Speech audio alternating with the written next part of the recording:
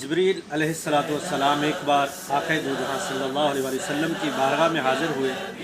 اور عرض کی یا رسول اللہ صلی اللہ علیہ وسلم، دنیا کے اندر جتنے درخت ہیں،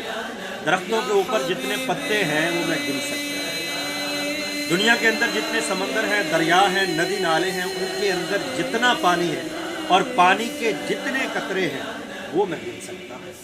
دنیا کے اندر جتنے صحرا ہیں، صحراؤں کے اندر ریت کے جتنے ذرات ہیں، ناممکن چیز ہے وہ میں گن سکتا ہوں، لیکن ایک ایسی چیز ہے جو میں کبھی گن نہیں سکتا۔ تو سرکار دو عالم صلی اللہ علیہ وسلم نے پوچھا اے جبریل وہ کیا چیز ہے؟